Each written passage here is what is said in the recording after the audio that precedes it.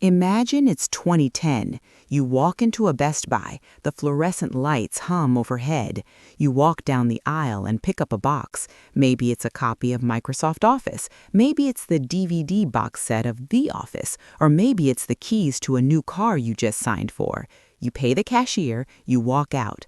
That object is yours. You can put it on a shelf, you can lend it to a friend, you can leave it in a drawer for 10 years, come back, dust it off, and it still works. It demands nothing from you. You paid the price of admission and the transaction is closed. Now, snap back to today. You walk into your living room, you turn on your TV, you don't own the movies, you rent access to a library that changes every month. You sit down at your computer, you don't own the software you use to do your job, you lease a license that expires the moment your credit card declines. You get into your car, you press a button to turn on the heated seats. Nothing happens, not because the heater is broken, but because you missed the monthly payment to unlock the hardware that is already physically installed in the vehicle you think you own. This isn't a glitch. This isn't just inflation, and it certainly isn't for your convenience. You have been quietly migrated from a citizen who owns property to a user who pays rent on their own existence. You are currently bleeding wealth through 1,000 invisible cuts, paying a perpetual toll on a road you used to own. And the scariest part? You thanked them for it because they told you it was cheaper. They lied. My name is Alex. Most people look at their bank statement and see Netflix, Spotify, Adobe, Amazon Prime, the gym, the car app, the cloud storage. They see bills.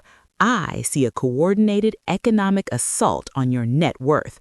We need to call this what it actually is. This is the subscription serfdom. This is the greatest trick the modern economy ever pulled. They realized they couldn't sell you the same product twice if you owned it. So they stopped selling products. They started selling access. The corporate world calls this recurring revenue. It is the holy grail for Wall Street. Investors love it because it turns you, the customer, into a predictable, harvestable yield. But for you, it is an existence tax. The twist here isn't that you're spending too much on coffee. It's that the fundamental definition of private property, the bedrock of building wealth, has been deleted from the terms of service. You think you're paying $15 a month. You aren't. You're signing a contract that says, I agree to own nothing and pay forever. Today, we're going to look at the invisible script that normalized this theft. We're going to audit the math of the subscription trap to show you how a few small monthly fees are actually costing you a literal fortune in lost equity. And we are going to expose the quiet part out loud, the explicit strategy big tech and auto manufacturers are using to ensure you never become financially independent. To understand how we walked willingly into this trap, we have to go back, not to 2010, but to the Middle Ages. The feudal economic structure of feudalism was simple. The lord owned the land, the serf worked the land. The serf kept enough of the harvest to stay alive, but everything else went to the lord in exchange for the privilege of living there.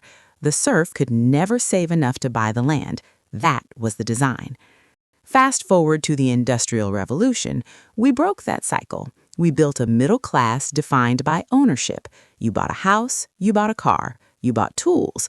Those assets accumulated value, or at the very least, provided utility without further cost. Ownership was the shield that protected you from the demands of the wealthy. But in 2013, a company called Adobe made a decision that would change the global economy. They killed the perpetual license. Before 2013, you could buy Photoshop for about $700. It was expensive, yes, but if you used it for 5 years, your cost was roughly $11 a month. If you used it for 10 years, your cost dropped to $5 a month. Then they switched to Creative Cloud. No more buying. Only renting, $50 a month, forever. If you stop paying, you don't just lose the new features, you lose the ability to open your own files. You lose your past work. Wall Street cheered. Adobe's stock price exploded. Why? Because they decoupled value from revenue. They no longer had to innovate to get you to buy the new version. They just had to lock the gate. Other industries watched, and they drooled. Microsoft followed, then the entertainment industry, then the fitness industry, hello Peloton, and now the automotive industry. We saw this coming. We saw the Internet of Things promise a connected future, but what we got was the Internet of Landlords. BMW introduced a subscription for heated seats in certain markets. Think about the audacity of that. The heating coil is in the seat. You paid for the copper, the leather, the wiring when you bought the car, but the software blocks the current until you pay the toll. This is what economists call rent-seeking behavior. It's where a company extracts value without creating any new wealth. They are simply standing between you and your property, demanding a fee. The history of wealth building is the history of acquiring assets that pay you. The future they have planned for you is a life where you are the asset that pays them. Enough philosophy. Let's look at the math. Because this is where the subscription lie falls apart. They sell it to you on the micro cost. $9.99 is the price of a sandwich, they say. It's less than a cup of coffee a day. This is a psychological trick known as hyperbolic discounting. Your brain minimizes the pain of small future payments while overvaluing the immediate pleasure of access. But we are going to run the amortization schedule on your life. We are going to do a forensic audit of the subscription lifestyle versus the ownership lifestyle. Let's take a typical modern professional. Let's call him Mark. Mark subscribes to the standard package. Streaming services, video and music, $45 a month. Software and cloud storage, $20 a month. Gym and wellness app, $40 a month. Digital car services and features, $15 a month. Meal kit and delivery pass, $30 a month. Mark is paying $150 a month in pure subscriptions. He thinks, I make $80,000 a year. $150 is nothing. It's 0.2% of my income. But that is the wrong math. That is consumer math. We need to use investor math. Let's look at the opportunity cost over a 40-year working career.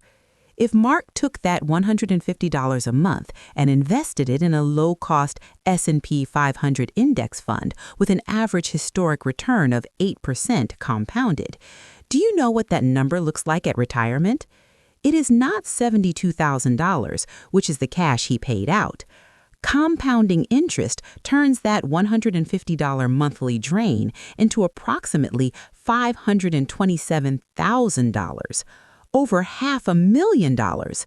That is not a sandwich. That is a house. That is 5 years of early retirement. That is the freedom to quit a toxic job. Mark traded $500,000 of his future net worth for the convenience of not owning DVDs and having ad-free music. But it gets worse. Let's look at the cost of replacement. Let's look at the car example again. Scenario A, you buy a car for $40,000. You drive it for 10 years. Scenario B, you subscribe to a car as a service model like Care by Volvo or Porsche Drive or perpetual leasing, which is effectively a subscription. In the ownership model, years 6, 7, 8, 9, and 10 are free years. Your payments are zero. You have cash flow. You have an asset you can sell for maybe $5,000 at the end. In the subscription model, you never reach zero. You are paying the premium forever. The difference between owning a car for 10 years versus leasing or subscribing for 10 years can easily exceed $30,000 to $40,000 in pure wasted capital. Combine the car churn with the digital subscriptions, $527,000 digital opportunity cost plus $40,000 vehicle churn cost. We are approaching $600,000 of lost wealth. For the average middle-class worker, this is the difference between retiring in dignity and working as a greeter at Walmart until you're 78. The math is irrefutable. The subscription model is a wealth transfer mechanism designed to move capital from your pocket to the balance sheets of Cupertino and Silicon Valley. And notice something else. The prices never go down. Inflation adjusted, the cost of buying a DVD player dropped by 90% over 20 years. Technology should become deflationary. It gets cheaper to produce. But Netflix, Disney Plus, Amazon Prime, they raise prices every 18 to 24 months. When you own the asset, you are immune to price hikes. When you subscribe, you are a hostage to them. You have exposed your personal inflation rate to the whims of a corporate board that has a legal duty to squeeze you for margin growth. So why do we do it? Why do we happily sign up for the very shackles that hold us back? It's because of a glitch in the human operating system called the Endowment Effect. Psychologically, humans value things more once they own them. We hate losing what we have. The subscription economy hacks this by preventing you from ever feeling that sense of ownership in the first place. It feels frictionless. The pain of paying $600 for software is a sharp, acute spike of pain. The pain of paying $19.99 a month is a dull ache you eventually numb yourself to. They are selling you the illusion of flexibility. The marketing script tells you, don't be tied down, own nothing, be free to switch. But look at the reality. Are you free?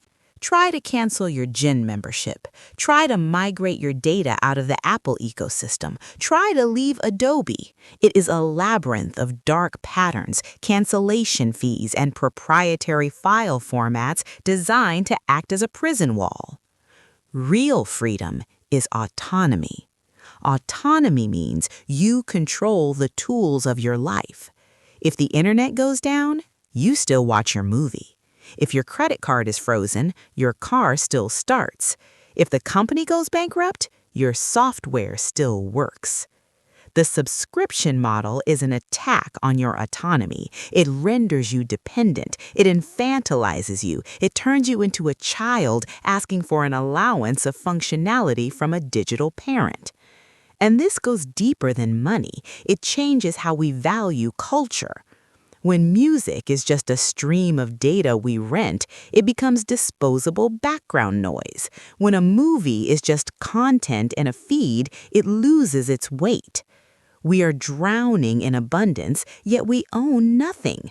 This is the hedonic treadmill weaponized. You run faster and faster, paying more and more just to stay in the exact same place, entertained, heated, and poor. Here is the moral of the story.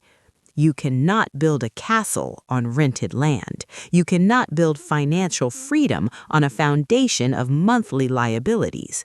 The system wants you to be a conduit, a pipe through which money flows from your employer to your subscriptions, leaving you dry at the end of the month. So, how do you break the script? You have to become a hostile consumer. You need to perform a ruthless audit of your digital life.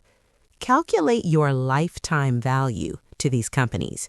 Look at that $15 subscription and multiply it by 12, then by 30. Look at the $5,000 total. Ask yourself, is this service worth $5,000 of my freedom? If the answer is no, kill it. Buy the alternative. If there is software that offers a perpetual license, buy it, even if the upfront cost hurts. That pain is the sound of you buying your freedom. Support companies that still sell products, not services. Physical media is a hedge. It sounds archaic, but owning your favorite movies, music, or books physically is a hedge against censorship, price hikes, and licensing disputes. It is the only way to truly own culture. True wealth isn't about the logos on your statement. It's about what you keep. It's about the optionality to say no. Stop renting your lifestyle. Start owning your future.